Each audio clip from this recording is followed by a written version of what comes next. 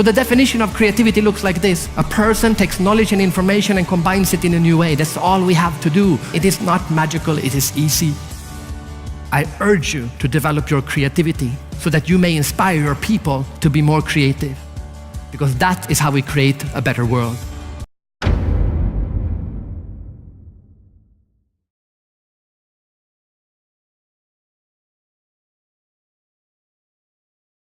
My point is to show to you that every product can be improved just a little bit.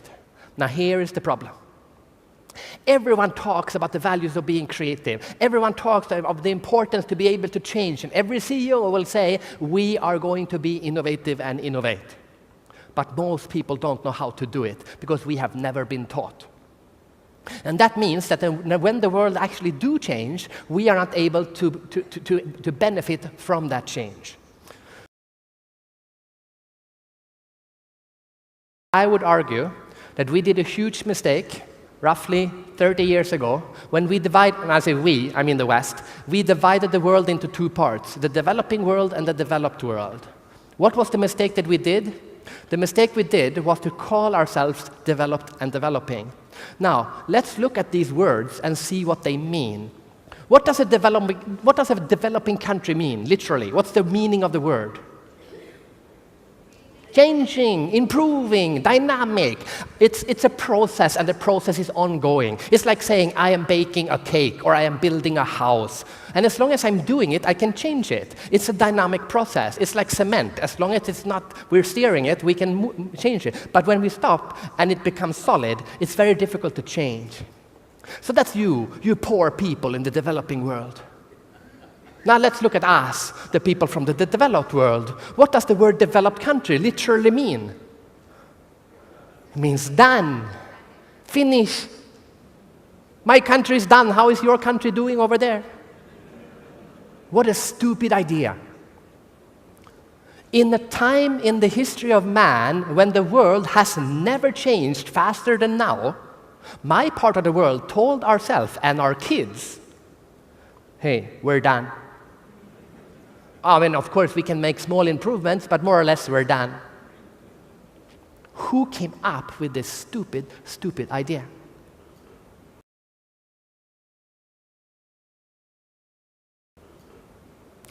I work a lot with airports, and I work with Changi Airport, and Changi Airport is the best airport in the world, and has been so for 17 years in a row. It's an amazing feat. I met with Changi Airport, and they told me that when they were building Changi Airport 20 years ago, they went to Schiphol, Amsterdam Airport, because that was the best airport in the world. And they said, what can we learn from the best? Because we need to develop. They went to Schiphol, they took everything they can learn from Schiphol and everything they can learn from other airports as well, and they went back to Singapore and they built the best airport in the world. Now, I recently asked Singapore Airport, I said, when is the last time that Amsterdam Schiphol Airport came and visited you? And they said they have never been here. And the problem with the developed world is that we thought we were done.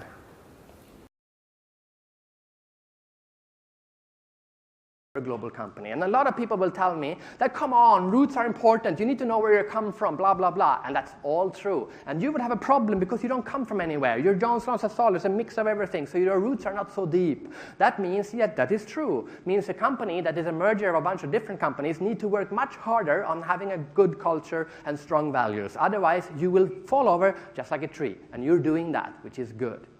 But what the people forget who talk about roots are so important is that they're using an analogy. And they're using the analogy of a tree.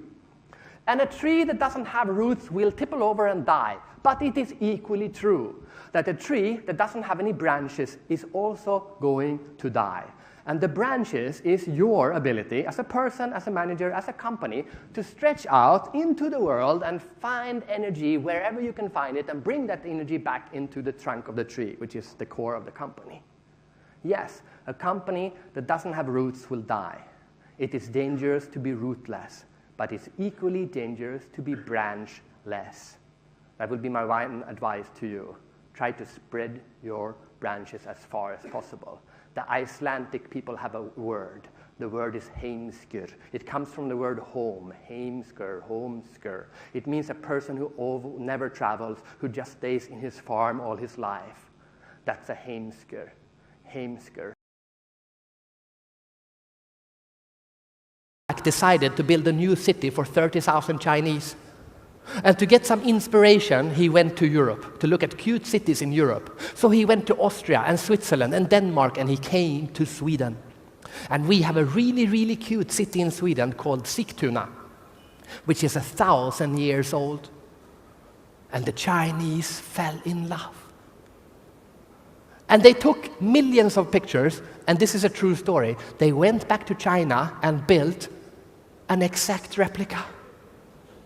I'm not talking of a fake building or 2 fake buildings. No, the whole goddamn town is a copy.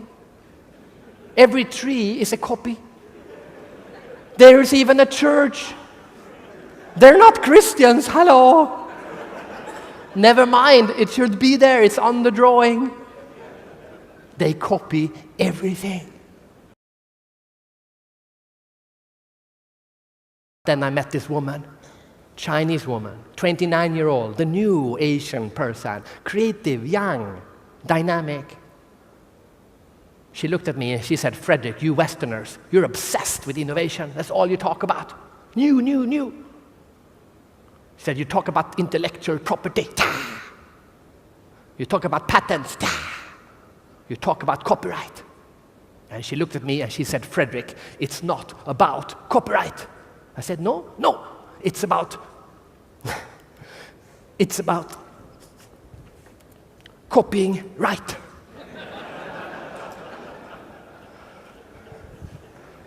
And my first reaction was to laugh. My second reaction was to get angry. You have no shame in your body. But then I said, wait, she actually has a point. Remember my definition of an idea. You take 2 previously known things, you combine them in a new way. What does that mean? It means it's impossible to create anything without copying something. Every creative person copies. Albert Einstein said it very beautifully. He said, creativity is your ability to hide your sources. Now ask yourself this question. Who has the potential to be the most creative mayor? A Chinese mayor who realizes that he's not supposed to go to Europe and look at 100 cute cities and steal one. He's supposed to go to 100 cute cities in Europe and take the best of everything that he saw, bring it home to China, and build the most beautiful city that he could find. Or an American mayor who doesn't have a passport, never leaves America, and says all great ideas come from America. Who would you put your money on?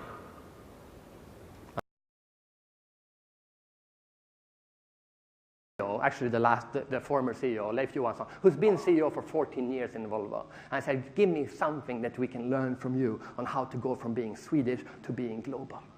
And he said, I can give this one. He asked me a question. What do you think? What do you think is the corporate language of Volvo? What do you think? Anyone? English, of course. Not Swedish, obviously, so it's English. But what kind of English? Is it British English, American English, Oxford English, Swedish English? What kind of English is it? Anyone? It is, and please pay attention, bad English.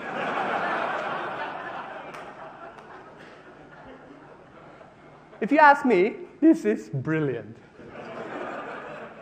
Bad English is, by the way, what I'm giving my speech in, all right? And I still think you understand what I'm trying to say.